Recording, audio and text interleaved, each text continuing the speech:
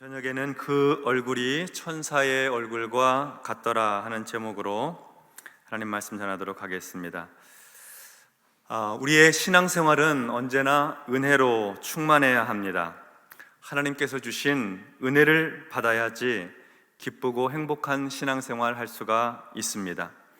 은혜가 없으면요, 영혼이 메마르게 됩니다. 가뭄에 논바닥 갈라지는 것 보셨죠? 은혜 없는 신앙생활이 그와 같습니다. 그래서 우리의 신앙생활은 항상 은혜로, 하나님 은혜로 충만해야 하는 것입니다. 은혜의 단비로 우리의 심령이 촉촉해야 하는 것이죠. 하나님의 은혜만이 우리의 영혼을 만족하게 하고 기쁘게 합니다. 우리 개인도 은혜로 충만하고 교회도 하나님의 은혜로 가득해야 하는 것입니다.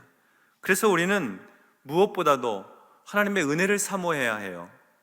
내 안에 주의 은혜로 충만할 수 있도록 원하고 바라고 또 기도해야 하는 것입니다. 우리는 언제 은혜로 충만하게 될까요? 나와 같은 죄인을 구원해 주신 구원의 은총에 감사할 때입니다. 간절한 기도의 제목에 응답받고 감사할 때, 하나님 말씀 깨닫고 감사할 때, 그때 은혜로 충만합니다. 성도의 교제 가운데 사랑이 넘쳐서 감사할 때입니다. 오랫동안 기도해왔던 전도 대상자가 예배에 참여하고 신앙생활 함께 하게 되어 감사할 때입니다. 봉사하고 섬기는 사역이 즐거워서 감사할 때입니다. 우리는 언제 은혜로 충만하게 될까요? 감사할 때. 감사할 때 은혜로 충만하게 되는 것입니다. 하나님이 주신 것들을 감사함으로 받으면 그것이 우리 안에서 은혜가 되는 것이죠. 초대교회는 감사가 넘쳤습니다.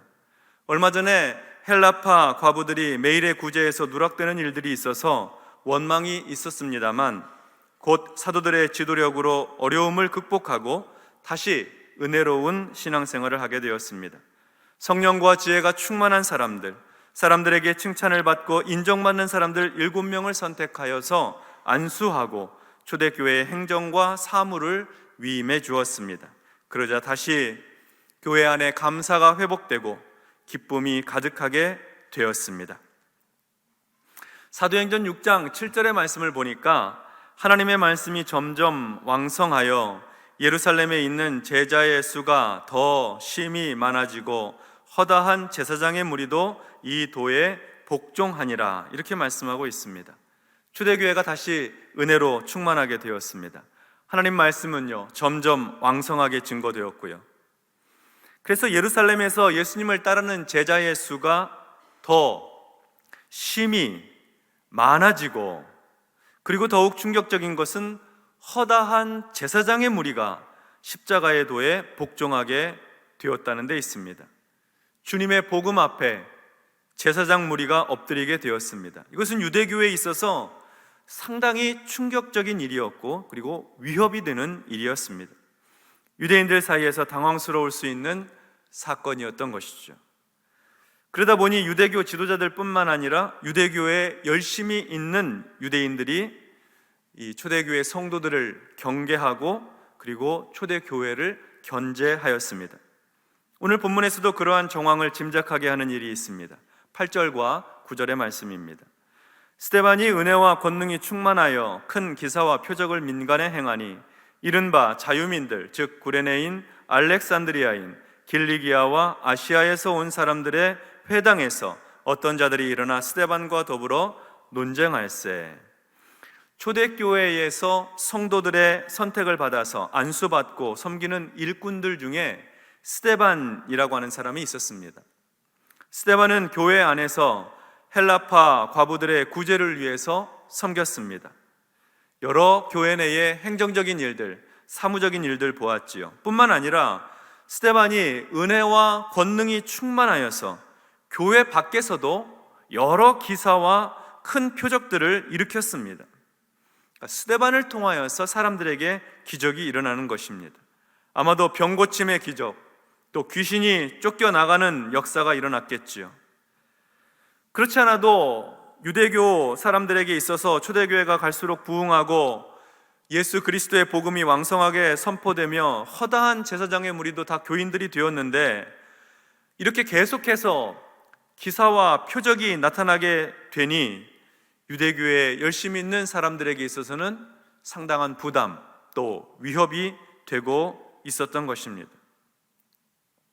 그래서 표적과 기사를 나타내는 스데반을 향해서 유대인들이 논쟁을 걸어왔습니다. 그들 중에는 이른바 자유민들이 있었습니다. 이 사람들은 구레네인, 알렉산드리아인, 길리기아와 아시아에서 온 사람들이었습니다. 그러니까 유대 지역 밖에서 온 사람들이죠.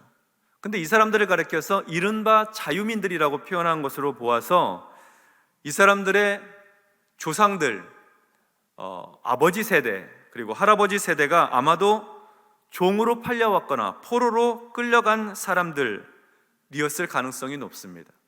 종이나 포로로 끌려왔던 사람들 중에서 자유를 얻게 된 사람들, 노예 생활을 이제 벗어난 사람들, 그 2세대, 3세대 사람들이 있었다는 겁니다. 그러니까 헬라파 유대인들입니다.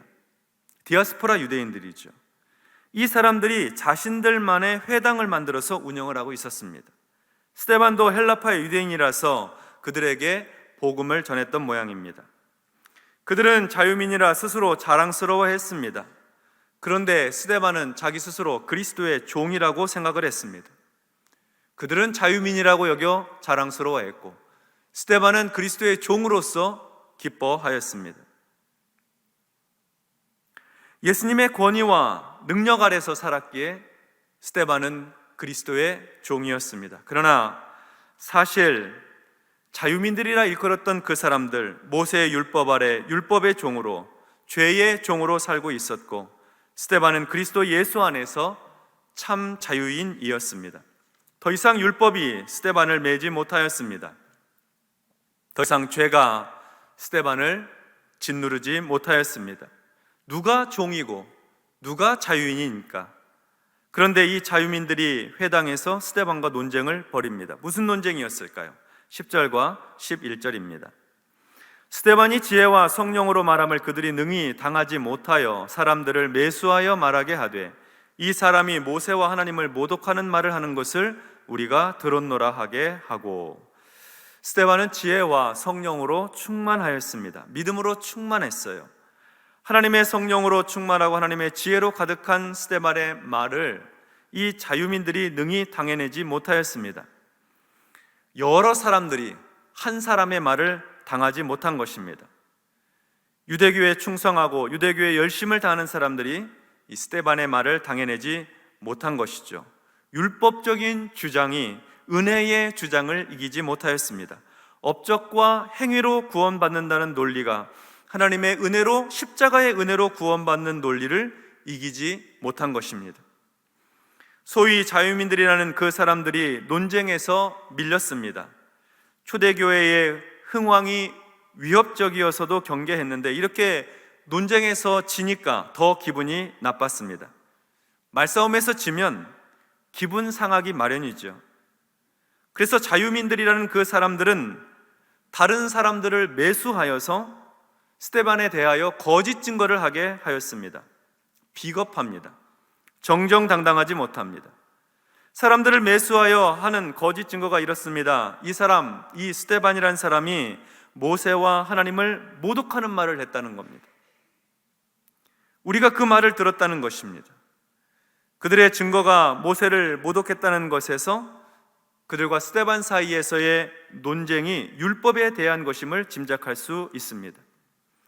그들은 모두 율법을 절대적으로 지키고 수호하려는 입장이었을 것입니다.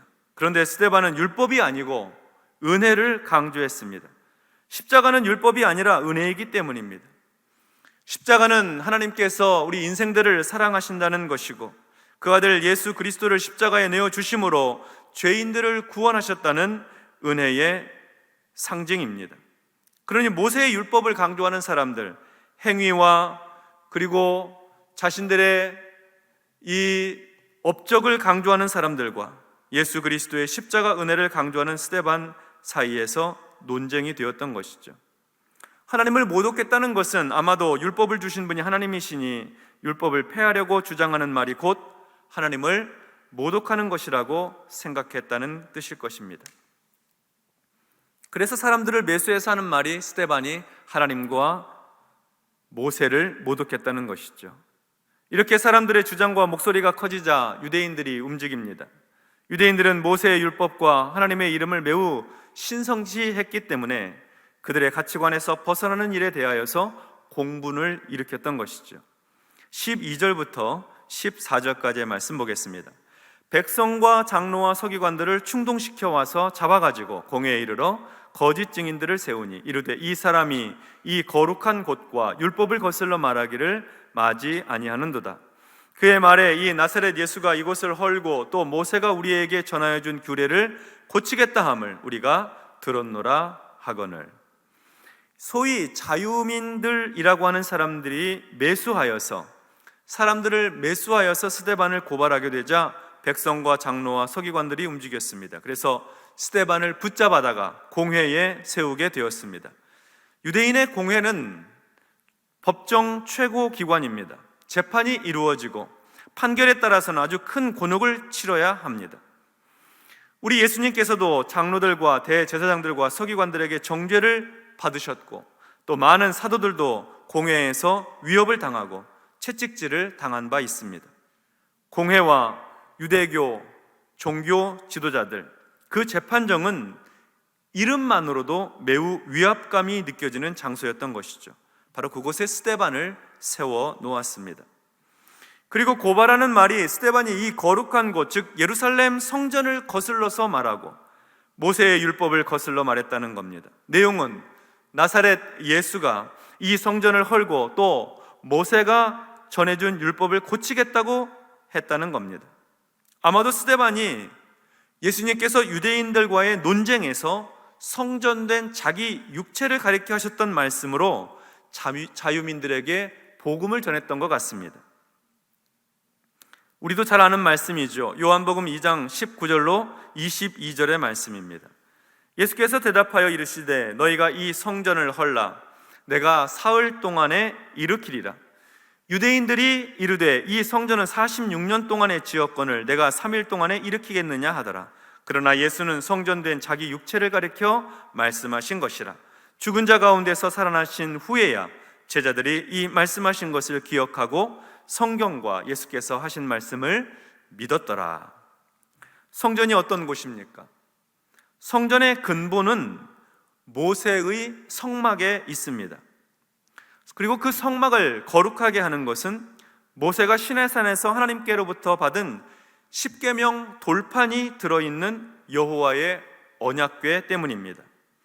여호와의 언약궤는 하나님의 말씀을 담은 궤이면서 동시에 하나님께서 함께 계신다는 하나님 임재의 상징이었습니다.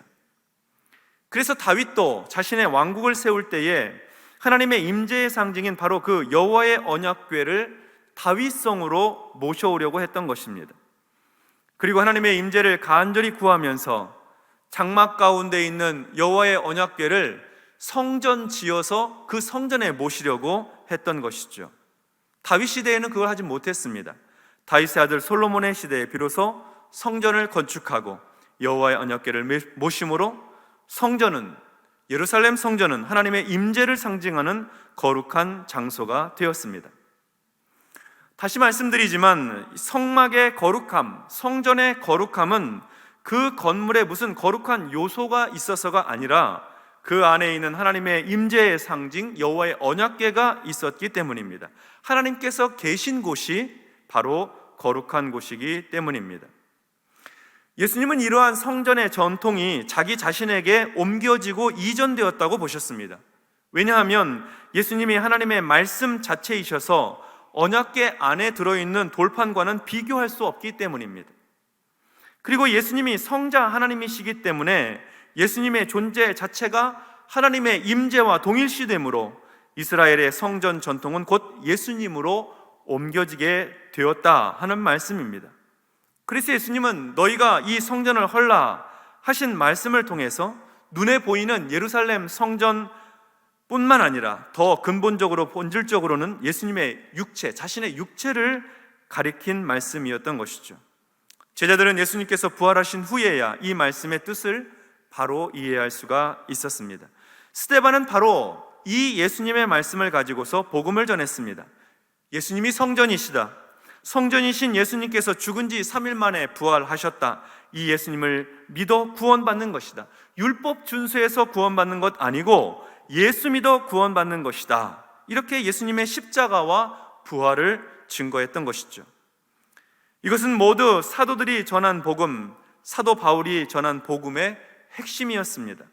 그리고 스데반은 이러한 복음이 능력 있게 선포되도록 말뿐만 아니라 은혜와 권능이 충만하여 큰 기사와 표적을 사람들 앞에서 행했던 것입니다. 그래서 더 힘있고 설득력 있는 복음이 되었던 것이죠.